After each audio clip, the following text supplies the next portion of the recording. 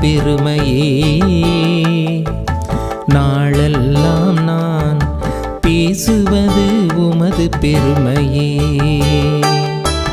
நாளெல்லாம் நான் பேசுவது உமது பெருமையே. நாளெல்லாம் நான் பேசுவது உமது பெருமையே.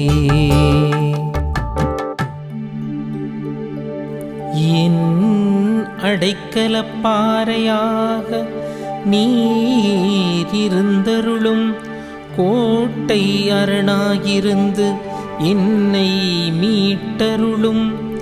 ஏனெனில் நீர் எனக்கு கற்பாறையாகவும் அரணாகவும் இருக்கின்றீர். என் கடவுளே, பொல்லார் கையினின்று என்னை காத்தருளும், என்னை காத்தருளும்.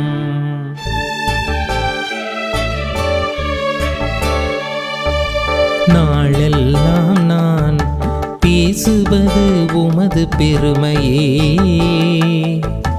நாளெல்லாம் நான் பேசுவது உமது பெருமையே. நாளெல்லாம் நான் பேசுவது உமது பெருமையே. நாளெல்லாம் நான் பேசுவது உமது பெருமையே. என் தலைவரே, நீரே என் நம்பிக்கை. ஆண்டவரே, இளமை முதல் நீரே என் நம்பிக்கை. பிறப்பிலிருந்து நான் உம்மை சார்ந்துள்ளேன். தாய் வயிற்றிலிருந்து நீர் என்னை பிரித்தெடுத்தீர். தாய் வயிற்றிலிருந்து நீர் என்னை பிரித்தெடுத்தீர்.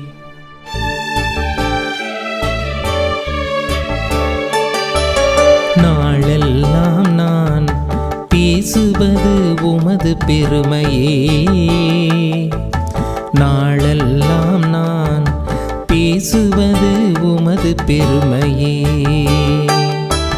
நாளெல்லாம் நான் பேசுவது உமது பெருமையே.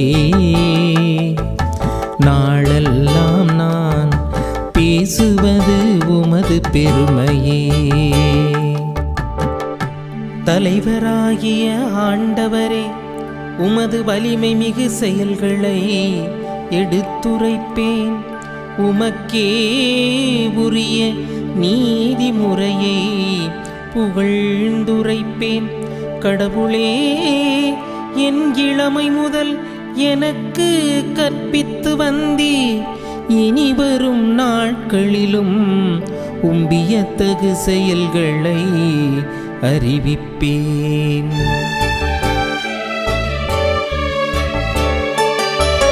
நாளெல்லாம் நான் பேசுவது உமது பெருமையே.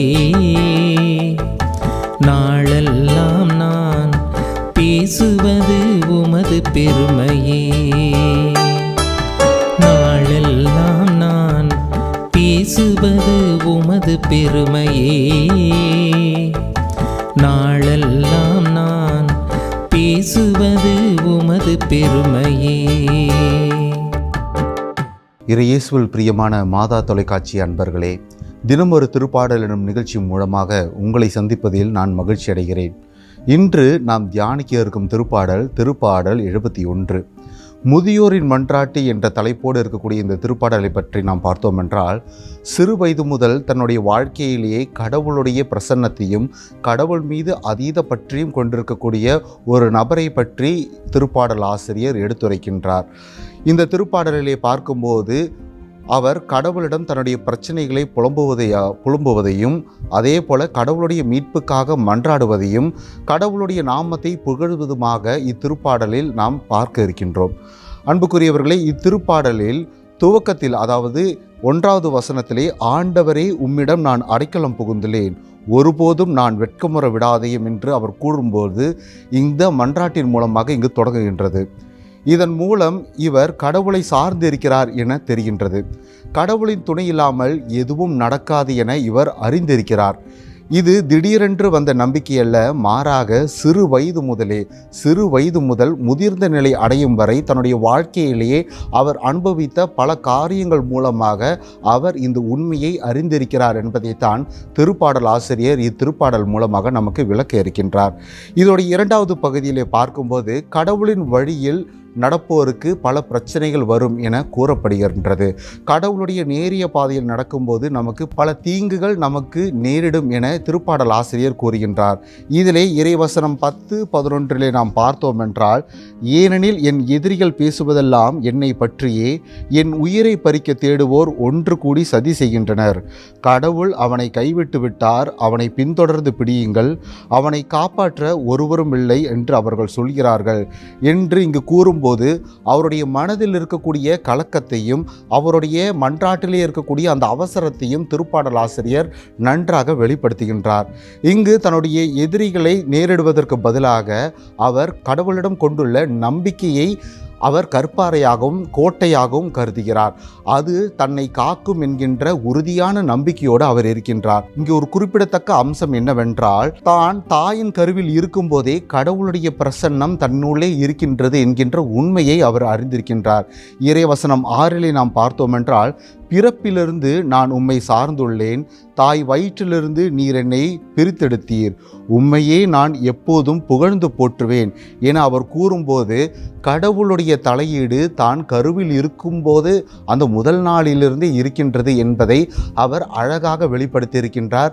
அது தன்னுடைய வாழ்நாளெல்லாம் அவர் வாழ்வதன் மூலமாக அவர் உணர்ந்திருக்கின்றார் என்பதை இத்திருப்பாடலானது எடுத்துரைக்கின்றது.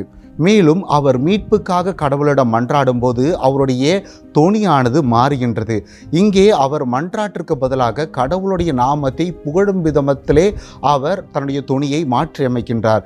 இறைவசனம் 15 நாம் பார்த்தோம் என்றால், என் வாய் நாள்தோறும் உமது நீதியையும் நீர் அருளும் மீட்பையும் எடுத்துரைக்கும், உம் அருட்செய்களை என்னால் கணிக்க இயலாது என்று அவர் கூறும்போது தன்னுடைய வாழ்வில் வரும் பிரச்சனைகள் மூலமாக கடவுளை புகழ்வதற்கு, கடவுளுடைய நாமத்தை துதிப்பதற்கு இதை ஒரு வாய்ப்பாக அவர் பயன்படுத்துகிறார் என்பதை திருப்பாடல் ஆசிரியர் மிகவும் அழகாக இங்கே வெளிப்படுத்தியிருக்கின்றார். இத்திருப்பாடலுடைய இறுதி பகுதியில் நாம் பார்த்தோம் என்றால், இங்கே அவர் கூறுகிறார், இங்கே அவர் இன்னிசையும் மற்றும் மகிழ்ச்சியான பாடல்கள் மூலமாக கடவுளுடைய பிரசன்னத்தையும் அவருடைய நாமத்தையும் அவர் மகிமைப்படுத்துகிறார் என்பதை இங்கு நாம் பார்க்க முடிகின்றது. இறை வசனங்கள் 22 23 நாம் பார்த்தோம் என்றால், என் கடவுளே, நான் வீணையை கொண்டு உம்மையும் உமது உண்மையையும் புகழ்வேன், இஸ்ராயேலின் தூயவரே, யாழிசைத்து உம்மை புகழ்ந்து பாடுவேன், நான் உமக்கு புகழ் பாடுகையில் என் நா அக்களிக்கும், நீர் மீட்புள்ள என் ஆன்மாவும் அக்களிக்கும் என்று அவர் கூறுகிறார். இதன் மூலமாக அவர் கடவுளின் மீது வைத்துள்ள ஆழமான அசைக்க முடியாத நம்பிக்கையை அவர் வெளிப்படுத்துகிறார் என்பதை நாம் இங்கு காண முடிகின்றது. அன்புக்குரியவர்களே, நம்முடைய வாழ்க்கையிலே நாம் பல இன்னல்களை சந்தித்து கொண்டு இருக்கின்றோம். இன்று மிகவும் வேகமாக ஓடிக்கொண்டிருக்கக்கூடிய இந்த உலகத்திலே நாம் பல நிலைகளில் நாம் துன்பத்தை அடைந்து கொண்டு இருக்கின்றோம். நம்முடைய குடும்பங்களிலும் சரி, நாம் வேலை செய்யும் இடங்களிலும் சரி, ஏன் தனிமையில் இருக்கும்போது கூட பல துன்பங்களை நாம் சந்தித்து கொண்டுதான் இருக்கின்றோம். இது நாம் சிறு வயதிலே இருக்கக்கூடிய நபர்களுக்கு மட்டுமல்ல, இளையோர்களுக்கு மட்டுமல்ல, மாறாக முதிர்நிலையில் இருக்கக்கூடிய நபர்களும் இதே துன்ப நிலையில் தான் இருந்து கொண்டிருக்கிறார்கள். அவர்களுக்கு இது ஒரு ஆறுதல் அளிக்கக்கூடிய ஒரு திருப்பாடலாக இத்திருப்பாடல் 71 இருக்கின்றது.